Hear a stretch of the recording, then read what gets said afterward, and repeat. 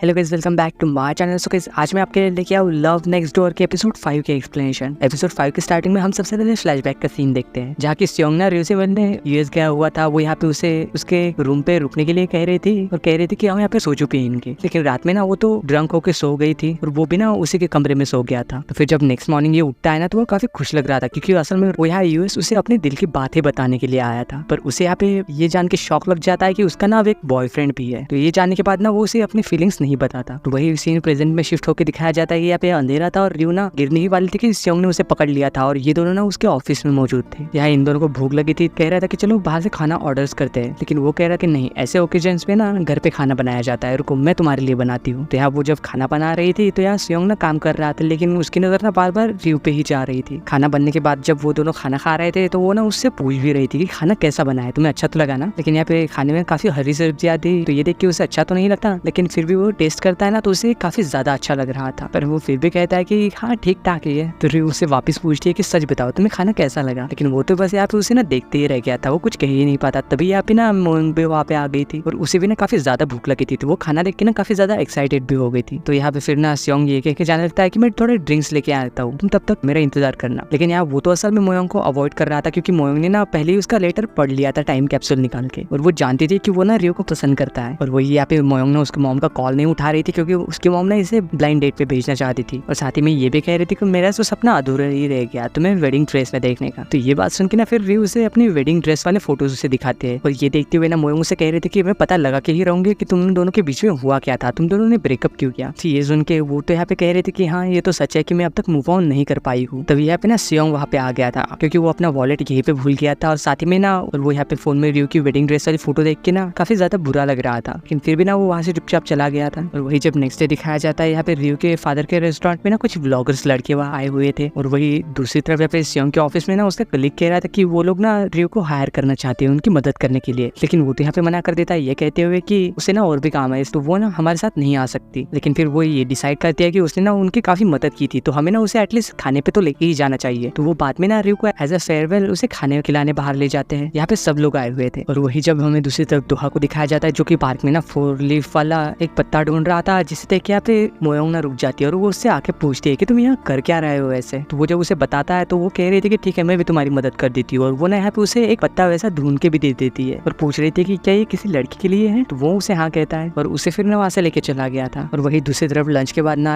रियो स्योंग से कहती है कि मैं ना तुम्हारी इस प्रोजेक्ट पे थोड़ी तो हेल्प कर ही सकती हूँ, मैं टाइम निकाल लूंगी। लेकिन वो उसे मना करके कहता है कि तुम ना सिर्फ अपने ड्रीम पे ध्यान दो। पर फिर भी वो तो उसे पूछ रहे थे कि क्या तुम मुझसे गुस्सा हो, मुझसे ऐसे क्यों बात कर रहे हो। लेकिन तभी ना वहाँ पे एक लड़की आ जाती है, जो कि असल में स्योंग की एक्स गर्लफ्रेंड है। वो यहाँ पे ना उसे हनी कह रही थी, तो यार उसे देख के ना रियो तो काफी ज्यादा ऑकवर्ड हो गई थी। और इस लड़की का नाम जैंग है। और साथ ही में ये भी पता चलता है कि असल में इसने ना स्योंग को डंप कर दिया। यहाँ फिर स्योंग का फ्रेंड ना उसे पूछता भी है कि तुम यहाँ कर क्या रही हो, क्या तुम्हें शर्म नहीं आती, ब्रेकअप कर लिया और अब खुद ही उसके सामने आ गई एक क्लाइंट बन के। लेकिन वो कह रही थी कि हाँ मैं यहाँ पे ना अपने काम के लिए आया हूँ, और कह रहे थे कि एक इंटरनेशनल होम डेकोरेट करने वाली कंपनी है जिसका नाम फ्रेस्को है। वो हर ही साल ना काफी सारे आर्टिस्ट के साथ कोलैब करके ना नई नई चीजें बनाती है। वो हमारे साथ ना कोलैब करके अच्छे से पॉट बनाना चाहती है, तो इसलिए ना मुझे आर्किटेक्ट की हेल्प चाहिए थी, इसलिए मैं यहाँ पे आई हूँ। लेकिन ये सुन के स्योंग तो उसे सीधे ही मना कर देता है। लेकिन वो यहाँ पे उससे कह रही थी कि मैं ना इसके लिए काफी अच्छा पे भी कर सकती हूँ, एक बार फिर सोच लो। और साथ ही में ना मैं तुम्हें एक पॉट गिफ्ट भी करूंगी, जो कि काफी ज्यादा महंगा है, सोच लो एक बार। लेकिन ये बात सुन के ना म्योंग तो काफी ज्यादा हैरान हो गया था और वो ना सीधे ही उसे हाँ कह देता है। और वही इधर यार रियो ना स्योंग की कलीग को बता रही थी कि उन दोनों का रिलेशनशिप कैसा था, यानी स्योंग और उसकी गर्लफ्रेंड का। वो दोनों ना एक दूसरे के साथ काफी ज्यादा पैशनेट थे। तो हमें यहाँ पे फिर फ्लैशबैक में दिखाया जाता है कि यार रियो के घर के सामने ना ये दोनों गाड़ी में किस कर रहे थे, और यार रियो ने ना उसे देख लिया था। लेकिन वही यहाँ पे प्रेजेंट में ना जैंग रियो के पास आती है और उससे कह रही थी कि क्या तुम स्योंग को मना सकते हो मेरे साथ काम करने के लिए, तुम तो उसकी बचपन की दोस्त हो ना, तुम तो इसे मना ही लोगी मुझे पता है। लेकिन फिर भी यहाँ पे स्योंग उसे मना कर रहा था। यहाँ पे फिर ना उसकी एक्स गर्लफ्रेंड यहाँ पे सभी लोगों को अपने स्टूडियो में इन्वाइट करती है, कह रही थी कि पहले एक बार तुम आके देख लो, तुम लोग को पसंद आएगा, अगर फिर भी पसंद नहीं आएगा तो तुम फिर मुझे मना कर देना। तो ये सुन के म्योंग तो कह देता है कि हाँ हम सब लोग आएंगे, तुम टेंशन मत लो। वही जब यार रात होने पे वो ना अपने घर जा रहा था, तो उसे रास्ते में ना रियो के डैड मिल जाते हैं। फिर बाद में ना वो घर आने के बाद ड्रिंक करते हुए। तो फिर वही जब हमें पे नेक्स्ट डे दिखाया जाता है, यहाँ रियो ना अपने भाई को उठाने के लिए उसके रूम में आ गई थी। लेकिन उसके नहीं उठने पे ना वो ना उसके चढ़ के उसे काफी डांट रही थी और उसे मार भी रही थी। लेकिन जब वो ना अपने ब्लैंकेट हटाता है तो यहाँ तो उसकी जगह ना स्योंग था। तो वो ना उसे देख के काफी ज्यादा शॉक हो गई थी। लेकिन तभी वहाँ ना रियो का भाई आ गया था और उन दोनों को ना ऐसे देख लेता है और वो ना जोर जोर से चिल्लाने लग गया था कि मॉम डैड ये दोनों कुछ तो गलत कर रहे थे। और वो ना वहाँ से भाग गया था। यहाँ पे फिर ना स्योंग उसे रोकने जा ही रहा था कि अचानक ना उसके पैर में काफी जोर की चोट लग गई थी। तो हमें फिर पता चलता है कि असल में ड्रिंक करने के बाद ना कल रात को सेयोंग्यो काफी ड्रंक हो गया था, इसलिए रयू के डैड ने ना उसे यहीं पे सुला दिया था। तो फिर बाद में ना हॉस्पिटल आने के बाद यहाँ उसके डैड उसे बता रहे थे कि टेंशन मतलब तुम्हारा पैर टूटा नहीं है, बस थोड़ी सी मोच आ गई है और यहाँ पैर में चोट की वजह से ना वो ठीक से चल नहीं पा रहा था। तो यार रयू ना उसके साथ आई हुई थी और कह रही थी कि मैं तुम्हें ड्रॉप कर दूंगी, टेंशन मत लो, क्योंकि तुम्हें ना अभी स्टूडियो भी तो जाना है तुम्हारी एक्स गर्लफ्रेंड के यहाँ। और वही यहाँ पे दूसरी तरफ दोहा ने ना मोयोंग के लिए ड्रिंक्स और कैंडी खरीदी हुई थी उसे थैंक यू कहने के लिए, क्योंकि उस दिन उसने पार्क में उसकी वो फ्लावर ढूंढने में मदद की थी इसलिए। तो यार वो पूछ रहे थे कि क्या तुमने वो चीज किसी लड़की को दी है? तो वो बोल रहा था कि हाँ, और कह रहा था कि मैंने उसे बताया कि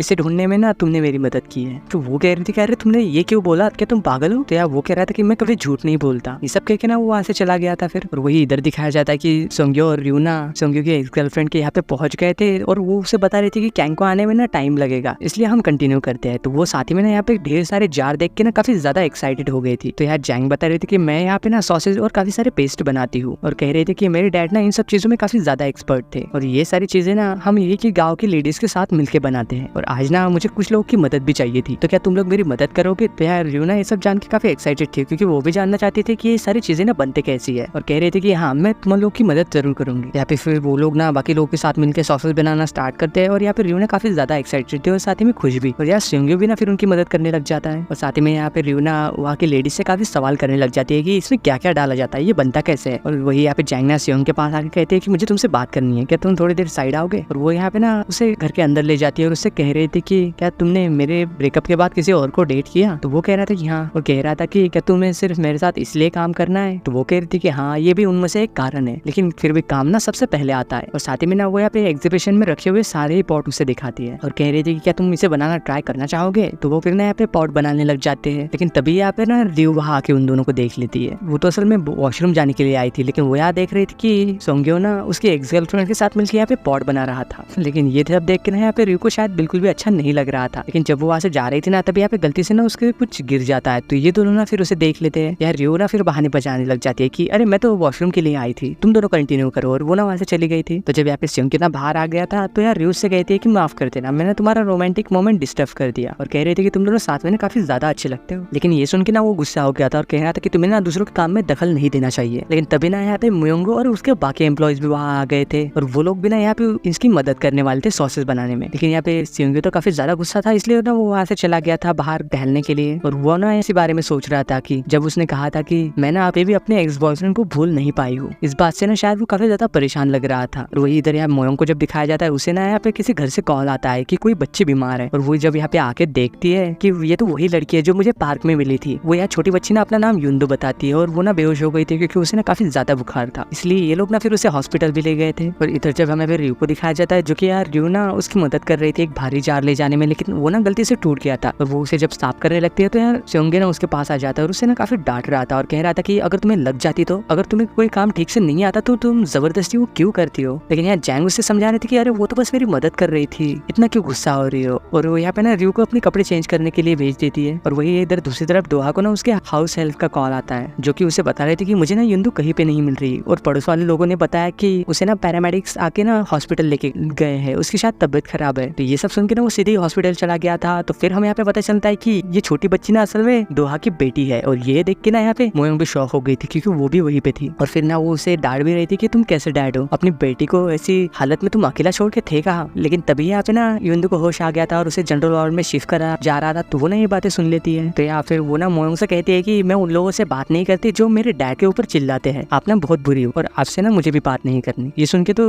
मोयोंग भी शॉक हो गई थी। और वही इधर यहाँ पे रयू को दिखाया जाता है ना जो ना कपड़े चेंज करके जब वापस आती है तो सबको सॉरी कर रही थी वो जहाज टूटने के लिए। लेकिन तभी यहाँ पे जब बारिश हो रही थी तो यार रयू ना अपने हाथ से सब लोग के लिए खाना भी बनाती है जो कि यहाँ पे सब लोग को ना काफी ज्यादा पसंद आता है, और सब लोग ना उसके काफी ज्यादा तारीफ भी कर रहे थे। या फिर रयू ना मोंग से पूछ भी रही थी कि जियोंग कहाँ है, लेकिन वो बता रहा था कि वो बाहर गया है। तो कह रहे थे कि ठीक है उसे छोड़ो, उसका जब गुस्सा शांत हो जाएगा ना तो वो वापस आ जाएगा, इसलिए तुम टेंशन मत लो। तभी जब रात में खाना खाने के बाद ये ना बर्तन धो रही थी तो जैंग उसके पास आ जाती है और वो कह रही थी कि मैं तुम्हारी मदद कर देती हूँ, लेकिन वो मुझसे मना कर रही थी और कह रही थी कि मैंने ना तुम्हारा जान तोड़ दिया, इसलिए मैं ये सब करके तुम्हारी मदद करना चाहती हूँ, इसलिए प्लीज मुझे करने दो। तो यार जैंग ना उससे मजाक करने लग जाती है, कह रही थी कि मेरे एक जार की कीमत ना मिलियंस में थी, अगर तुम मुझे अपने खाने की रेसिपी बताओ तो हमारा हिसाब ना क्लियर हो जाएगा। तो वो कह रही थी कि हाँ मैं जरूर बताऊंगी। और फिर ना बाद में उसे अंदर ले जाके सारी चीजें भी बताती है, पॉट सिखा रही थी और कह रही थी कि कैसे मैंने अपना काम स्टार्ट किया था, अगर तुम्हें कुछ पसंद है तो तुम भी ना उसे स्टार्ट कर सकती हो, क्योंकि किसी भी चीज के लिए कभी देर नहीं होती। वही बाद में ना वो फिर सियोंग के पास आ गई थी और उससे बातें कर रही थी और उससे बताती है कि वो जारना असल में पहले से ही टूटा हुआ था। मैं शायद ना ये बात उसे नहीं बताना चाहती थी क्योंकि मैं ना उससे थोड़ी जेलस थी, पर फिर भी तुम्हें ना सबके सामने उसके ऊपर इतना ज्यादा नहीं चिल्लाना चाहिए था। उसे ना काफी ज्यादा एम्बेरसमेंट लगी होगी और कह रही थी कि मैंने देखा है कि तुम ना कैसे रियो की फिक्र करते हो, कैसे उसकी हंसी में हंसते हो और कैसे हमेशा ही उसकी तरफ देख के स्माइल करते रहते हो। और वही इधर जब हमें फिर रियो को दिखाया जाता है जिससे नींद नहीं आ रही थी, तो वो ना बाहर उन पॉट्स को देखने के लिए चली गई थी। तभी यहाँ पे ना सियोंग्यू वहाँ आ जाता है और उससे कह रहा था कि तुम यहाँ क्या कर रही हो, क्या नींद नहीं आ रही? तो वो कह रही थी कि मैं तो यहाँ पे सोया सॉस ढूंढ रही थी, तुम क्या कर रहे हो यहाँ? नेबर लेडीज ने मुझे बताया था कि जो सबसे डार्क सोया सॉस है ना वो 100 ईयर्स पुराना है, तो वो भी ना यहाँ पे उस सॉस को ढूंढने में उसकी मदद करने लग गया था। तो फिर जब यहाँ पे रियो को ना वो सोया सॉस मिल भी गया था जो कि डार्क और क्लियर था और 100 ईयर्स पुराना, ये देख के ना वो काफी ज्यादा खुश हो गई थी और वो ना सियोंग से कह रही थी कि शायद ना मैंने अपना ड्रीम ढूंढ लिया है कि मुझे क्या करना है, मैं ना कुकिंग करना चाहती हूँ। ये सब कह के ना वो हंसने लगती है और यहाँ उसे हंसता देख तो सियोंग भी हंसने लग गया था और कह रहा था कि शायद ना मैं सच में अपने फीलिंग से भाग रहा था, लेकिन शायद ना अब मुझे रियलाइज हो गया है कि मुझे ना रियो सच में पसंद है। और इसी सीन के साथ लव नेक्स्ट डोर के एपिसोड 5 की एंडिंग होती है।